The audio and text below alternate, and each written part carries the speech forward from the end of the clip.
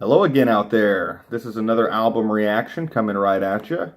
I want to get something a little bit more avant-garde on the channel, so I'm going to hit up Arcturus.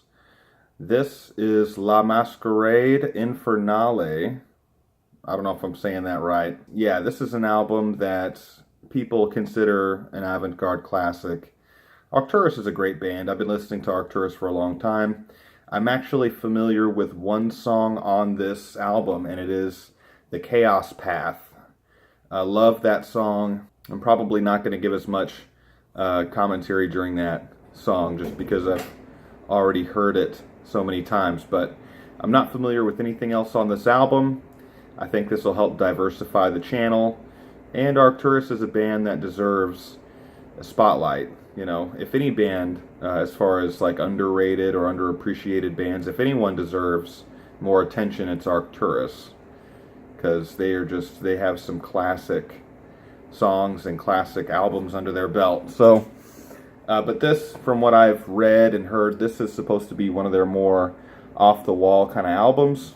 And from listening to Chaos Path, you know, I definitely could see that. Chaos Path is pretty crazy, or it just sounds crazy. It sounds like, you know, Norwegian spacefaring pirate circus music. I don't know what you would call it. Anyway, so we're gonna jump into this thing. Unfortunately, they don't have the album on Google Music, so I'm having to find it on YouTube. The original link will be in the description if you guys want to hear the album without me talking over it. And yeah, that's it. We're gonna get into the first track here. This is called A Master of Disguise, and it looks like it's about 6 minutes and 43 seconds. So I'm gonna pause it at about the 3-minute mark, and we'll just go from there. I'm excited about this thing.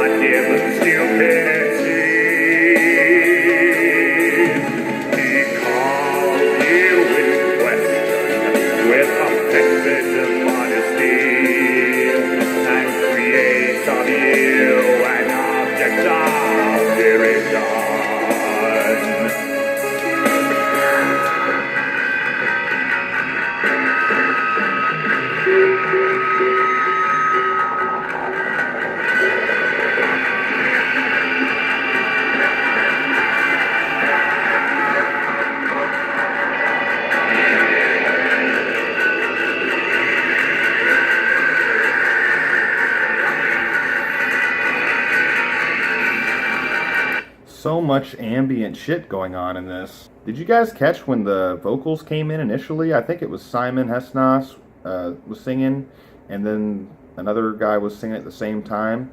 Having both of their voices going at the same time, singing in completely different styles like that, that was kind of disorienting at first. It kind of took me a while to get a handle on what was going on. I mean, it's undeniable. The music's weird.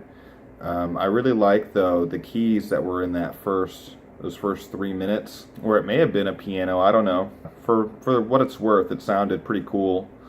And yeah, it's just got a very weird vibe, man. I don't know how else to kind of describe it, but it's very it's got a lot of cool ambient effects going on. There's not a bunch of badass riffage, but there's enough, interesting melodies there between the keys, the vocals, and the guitars too, to kind of keep me interested. So, but yeah, so good, so far so good. We're gonna go ahead and finish the rest of this track out, Master of Disguise. Take him to be the pariah, whom company doesn't shield, but in the midst of all frenzy, he is the transitory man.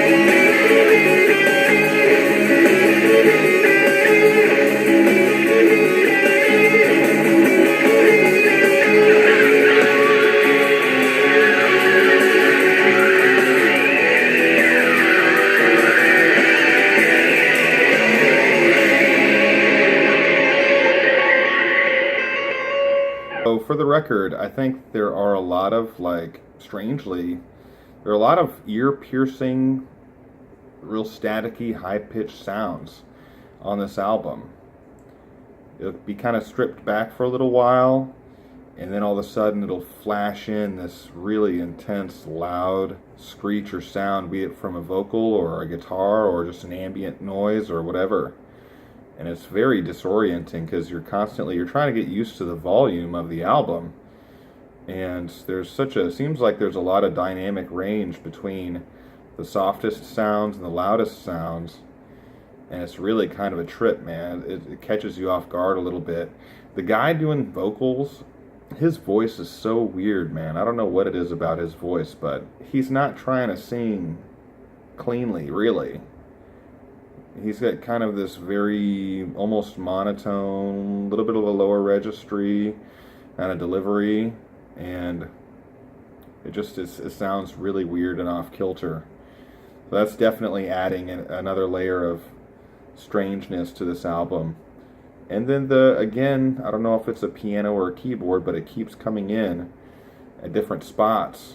And I think they've done that, on their other albums. Obviously, they're very fond of that sound and that instrument. So yeah, that first song was very strange. I don't know if I'm going to be listening to that one particularly a lot. It's still kind of cool to hear Arcturus. This is before, if I'm not mistaken, this was before a lot of their more celebrated albums. If I'm not mistaken, earlier in their discography. I think this came out in 1997. The stuff they did in the 2000s is really what made their name, but this, though, this is definitely, you're getting, not raw, like the raw Arcturus, but you're getting the kind of fledgling, just off-the-wall, kind of experimental Arcturus. Yeah, it's cool. I think this next track 2, Ad Astra, I think it's a pretty well-known song, but I haven't heard it, so I want to go ahead and dive into this thing and see what's going on with this second track.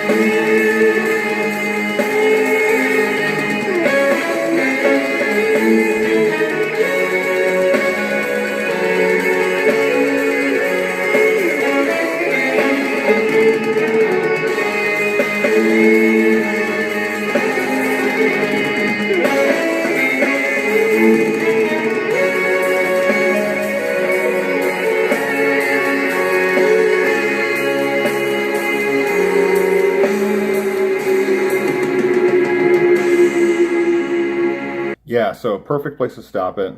That first movement, whatever that was, the strings stole the show, man. That was so gorgeous, beautiful. Classical purists, classical music purists, I think would be able to appreciate that. Whoever orchestrated that, I don't know who in the band is responsible for writing that, but great, great job, man. Like, I'm somebody who actually listens to classical music and likes a lot of classical music, both of the old and the newer stuff, or the relatively new stuff, like 20th century.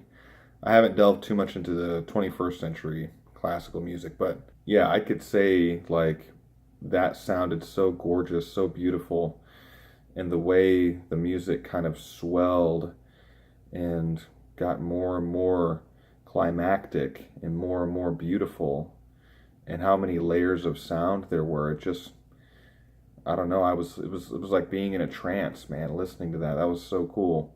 I have to say though, I'm not too happy with the drums on this album.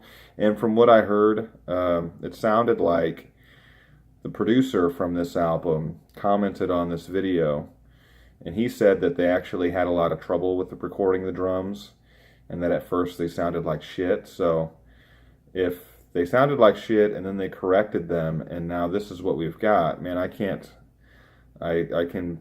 shudder to think what they sounded like initially, because in my opinion they're definitely not going to be one of the stronger facets of this album. We'll just put it that way. The overall experience of the music it's disorienting, it's a little bit confusing, but it's also beautiful, and it is the way a challenging avant-garde music. That's what avant-garde should make you feel. It should make you feel a mix of different emotions. You know, this is not music that is necessarily easy listening. This is stuff that really, you know, takes a little bit of time to kind of digest. So, but we're going to get into the second movement here of this piece. It looks like the music stopped very precisely and conclusively, and now it sounds like we're moving into a different section entirely. So let's see what they got to offer on the second half of this track, Ad Astra.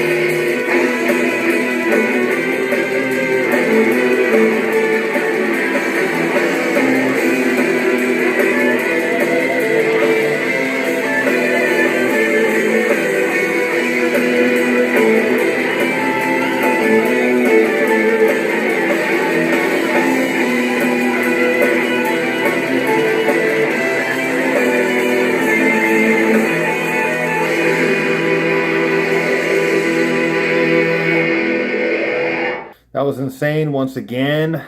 I don't know what the hell is going on in this music, man. This is crazy. Like, but it sounds beautiful. Like the melodies, I should say, are beautiful. And the instruments are being played very well.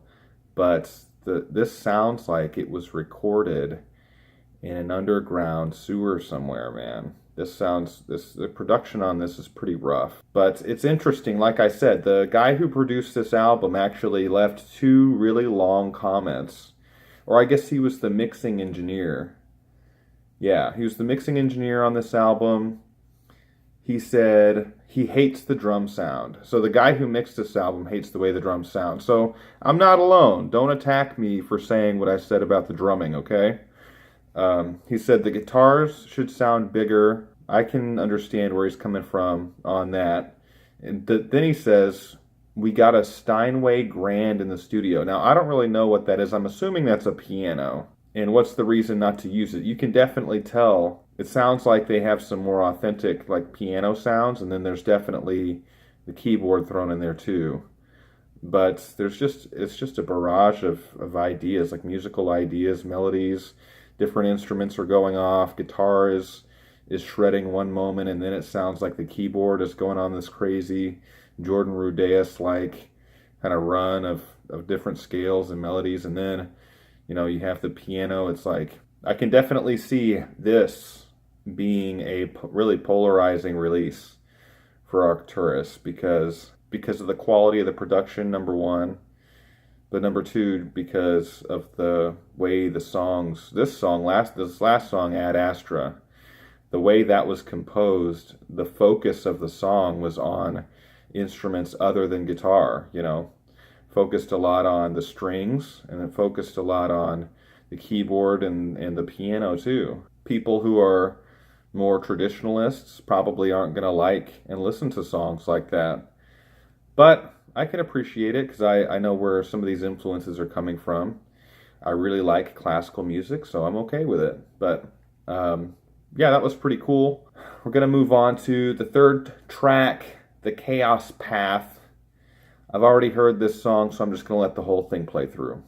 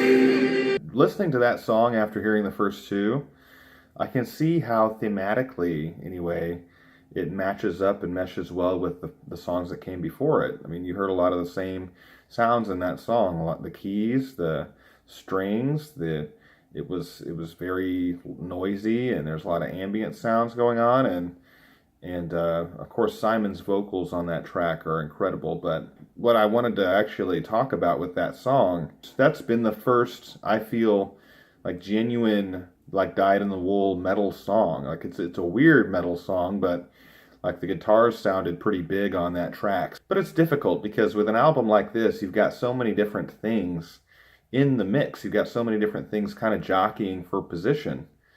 I mean, if I had to mix an album like this, man, it would be really difficult because you've got to kind of layer all these different sounds, and you've got to try to make it sound clean to a certain extent, but it's also got to sound heavy. And then you've also got to make sure that you can hear every single element of the music and all of the instruments. And this music is pretty chaotic, you know. It's pretty unfettered. So that had to have been a very challenging prospect for that guy, whoever was charged with the final job of mixing this thing. So, but anyway, we're going to move on from Chaos Path, great song, to La Masquerade Infernale. This is the title track. It's an instrumental, and it's pretty short, so I'm going to let the whole thing play through.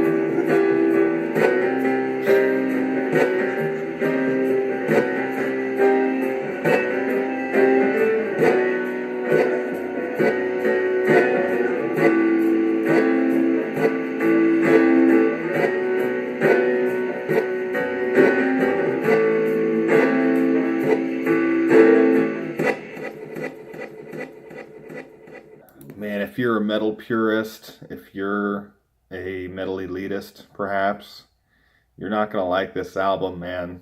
This is definitely breaking a lot of conventions in the genre. This is the title track of the album, and that title track says everything right there.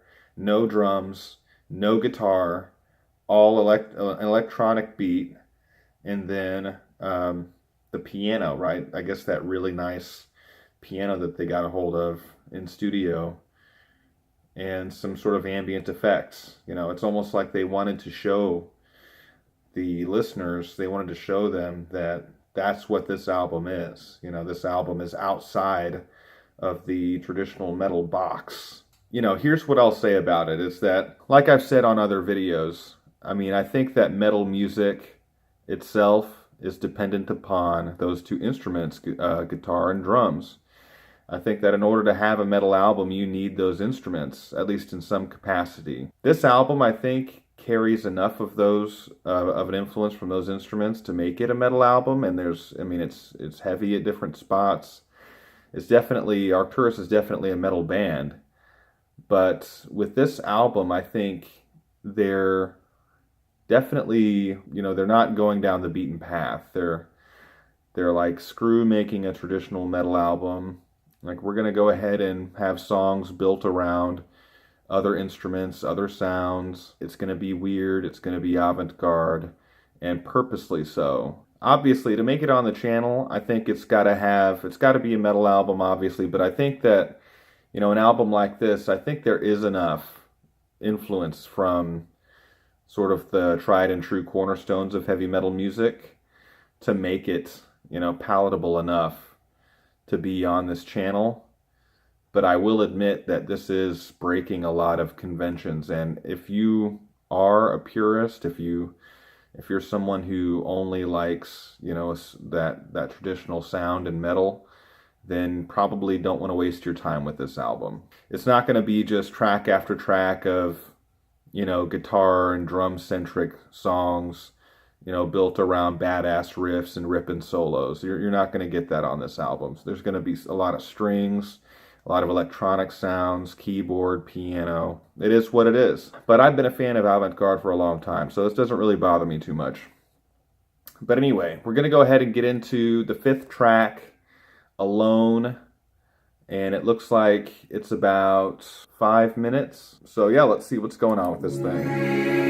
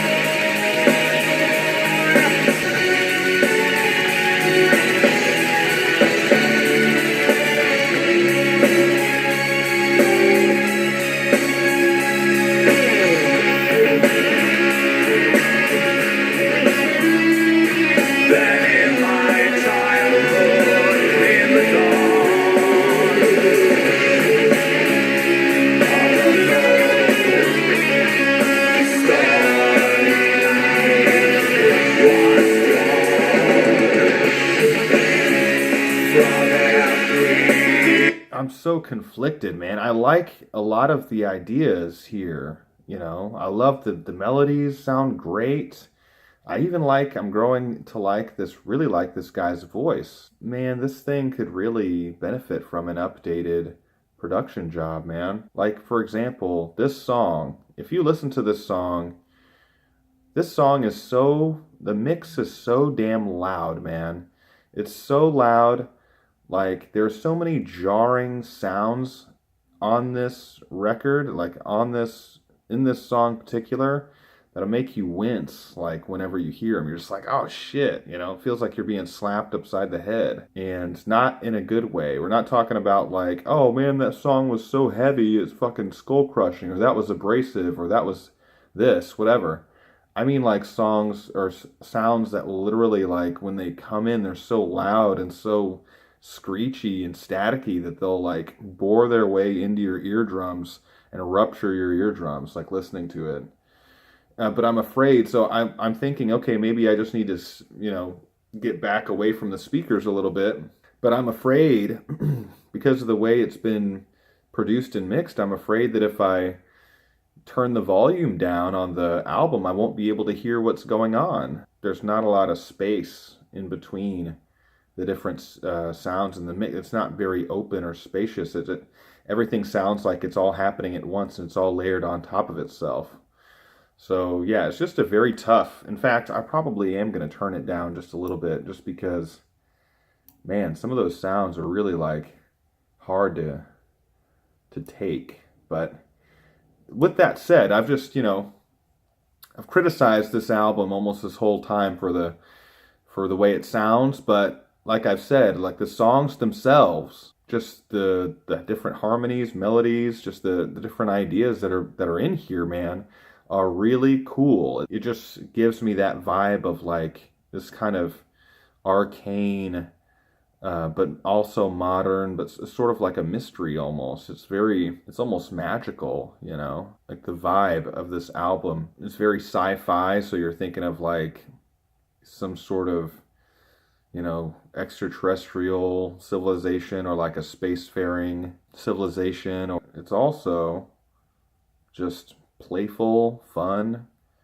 and extremely melodic, man. I don't know how you could, like, a lot of the passages on this album so far have been downright beautiful, man. This album is definitely somewhat of an enigma for me, and I think I'm going to have ambivalent feelings towards it.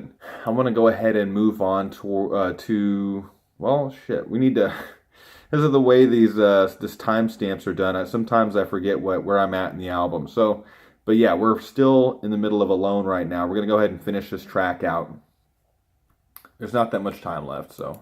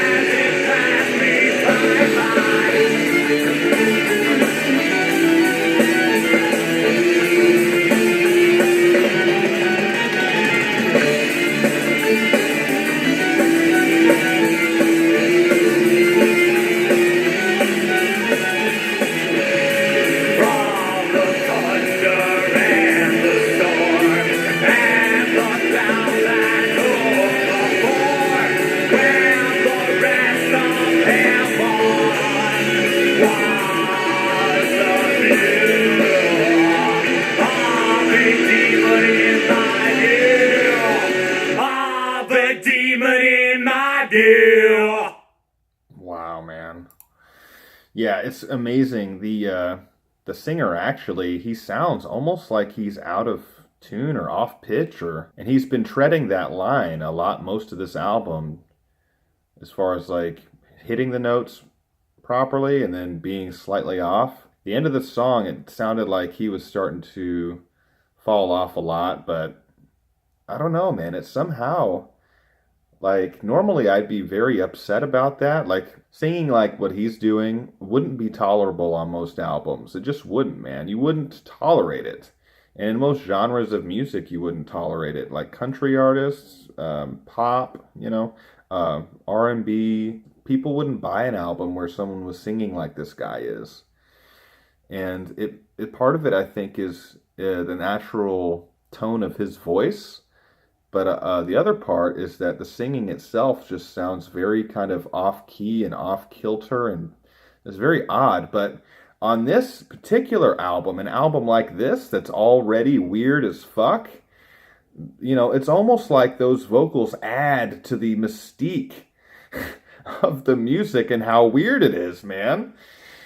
I don't know. I think that like when I listen to, I just want them to go all the way. You know, I don't want them to be kind of weird, sort of weird. I want it to be like 100% weird. You know, and they're definitely achieving that on this album, man.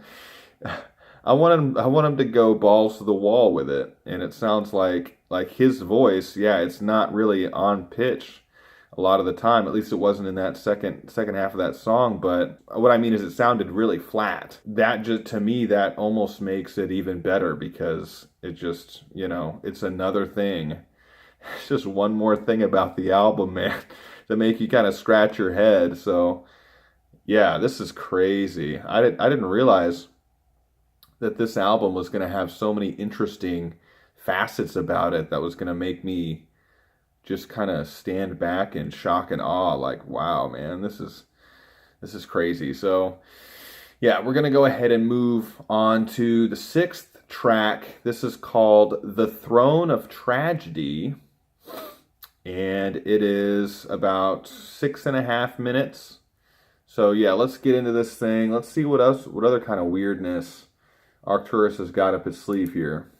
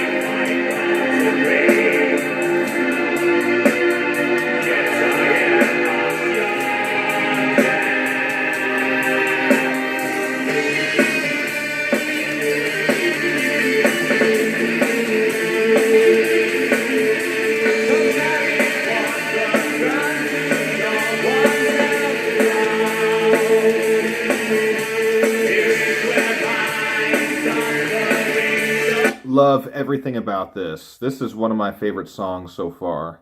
Love the synths, love the guitar riffs in here, great. It's got sort of like a dark, triumphant feel, and his voice is good on this track. I mean, I said he sounded flat on the last track, but I think he's back in the rhythm and flow and pocket of what he's doing. And the whole thing just sounds great so far. I don't have any complaints about this thing. So, yeah, who knew? The Throne of Tragedy. We're about two-thirds of the way through the album right now. Isn't that crazy?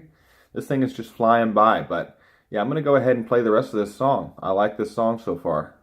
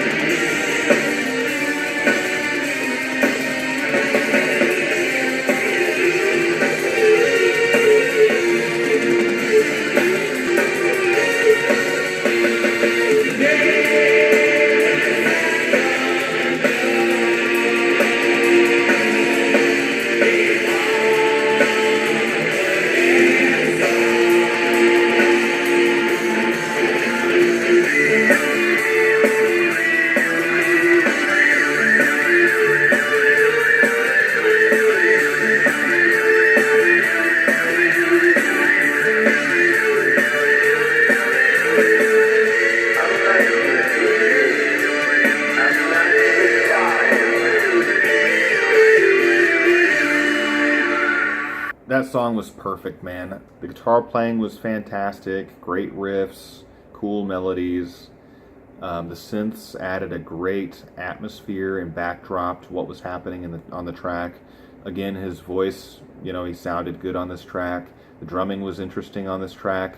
Lots of cool changes in the music. Constantly, coming up and barraging you with new ideas all the time. It just flowed very well. It was mystical, it was dark, it was magical, it was avant-garde, it was, everything that you want. When you listen to an Arcturus song, especially like on this album, they presented that song contained the whole package. I really, really like that song. We're going to go ahead and continue with the album. We're moving on to the track 7. This is called Painting My Horror, and it looks like it's about 6 minutes.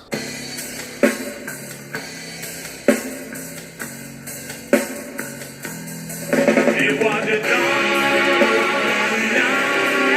I couldn't see, and sounds were out.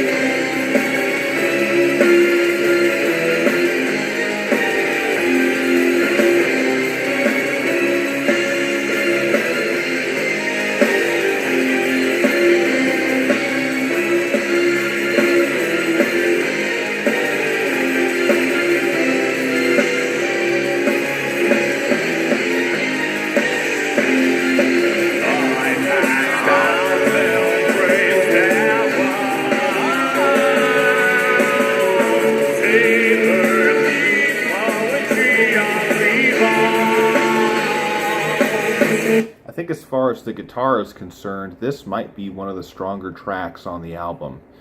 Guitar playing on this song is excellent, but also the synth sounds so good, man.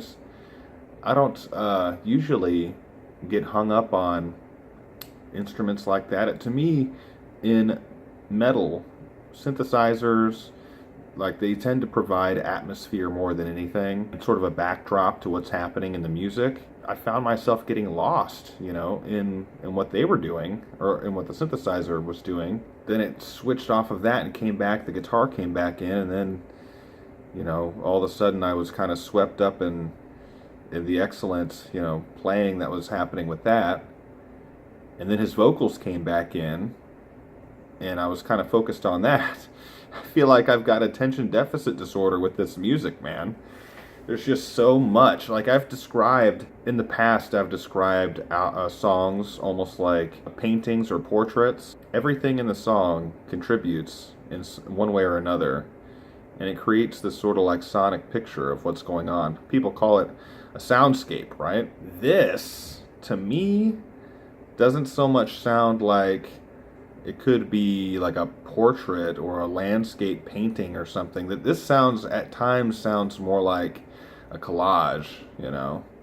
Like, it could be a collage. Like, you've just got all of these different things kind of glued and pasted on top of each other, and it's all just sort of coming out all at once. You're just like, whoa, you know? But I actually, again, I like this song. This is actually, I don't think I've heard a bad song on this album. I wasn't too crazy about the first track, but if we're just, you know, you put the production aside, all of these songs, I feel like, have their strengths. The title track is an instrumental that's kind of honestly, for me, that's a little bit of a throwaway. But Ad Astra was beautiful, Chaos Path is classic, Alone was good, Throne of Tragedy was one of my favorites, and then this song, Painting My Horror, I really love the melodies that they're playing with in this song. So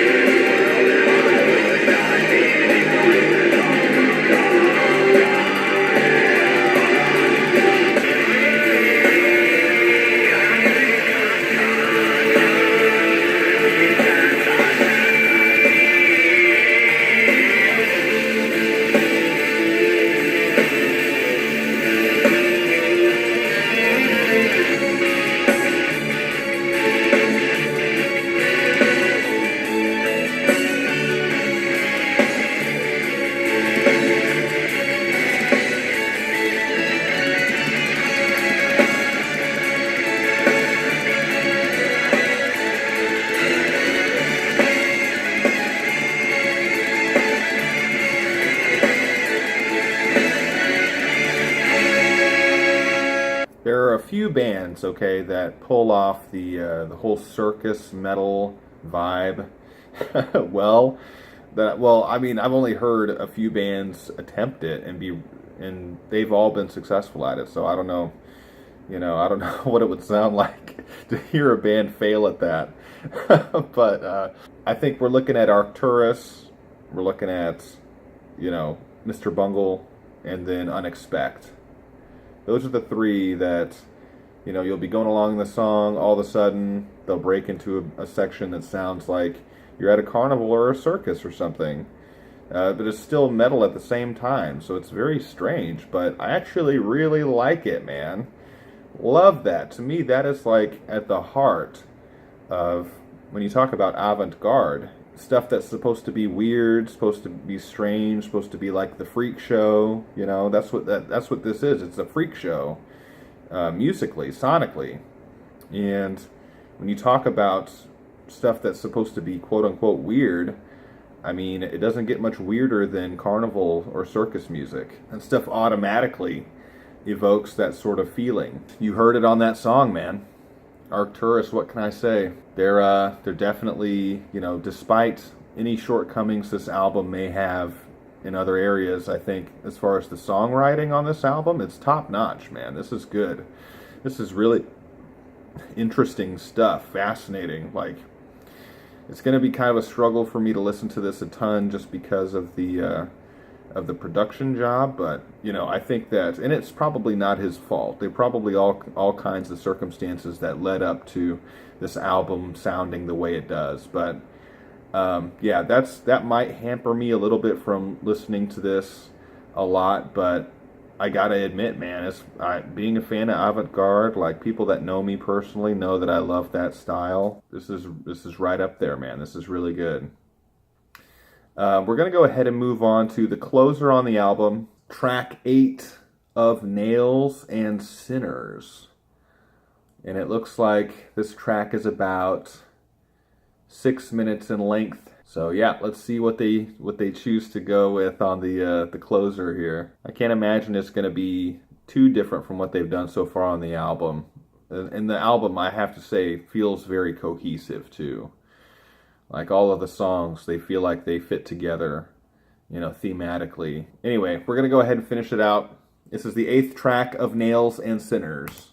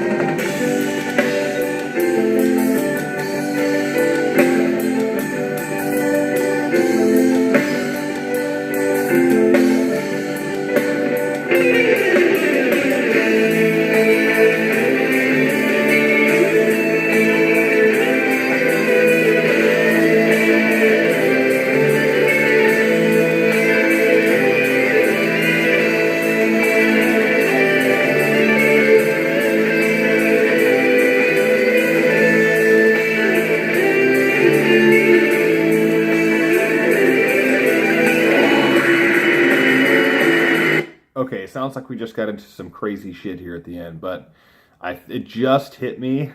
I think that vocalist that I've been referring to this entire reaction, I think that's Garm. I think the Arcturus fans are going to be very upset with me in the comments section, because I think he's a very popular vocalist.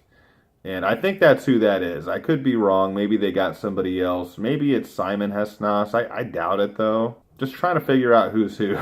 But I think that's who that is. And yeah, a lot of Arcturus fans are split. You know, they don't, some of them like Simon's vocals, some of them like Garm's vocals. So I'm sorry if that's who that was, and this whole time I haven't acknowledged that fact. I'm not surprised by this last track, by anything that's happening on this last track, but I can't complain. Once again, man, everything's being done, in my opinion, you know, very well. It was interesting. There was a section there where, God, I wish I could back it up. It's hard to back it up on a YouTube video because this part right here, nice piano there. And then something that sounds like what you'd hear at like a baseball game or something. I don't know what instrument that is. So they're both playing at the same time, and they're playing the same melody, matching and mirroring one another. And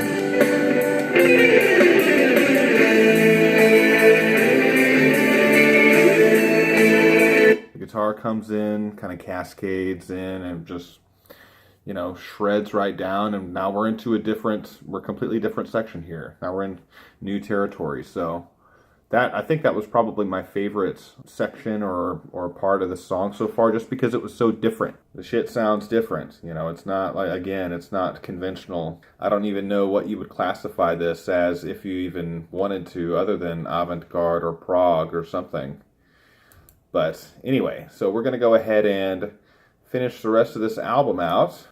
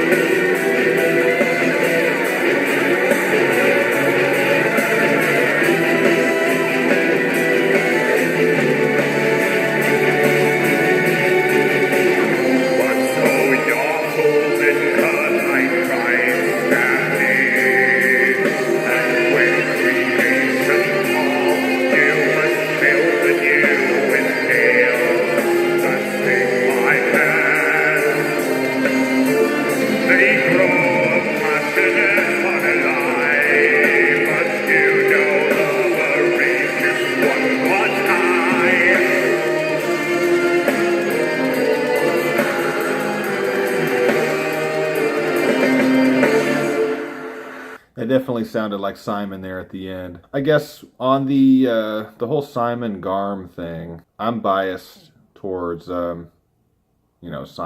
This album was such a whirlwind of just thoughts and reactions from me. I didn't really know what to think of it at first, and then I saw some of the merits on of the album, and as it went along, I sort of realized, hey man, there's not really any duds on this album. Like, to me, the weakest track compositionally was the first track, Master of Disguise. Most of these songs, man, are really quality, actually. I wish Arcturus's record label, I wish you guys would throw down some money to give this thing a remaster, man, because I think it deserves it. It's a good enough album.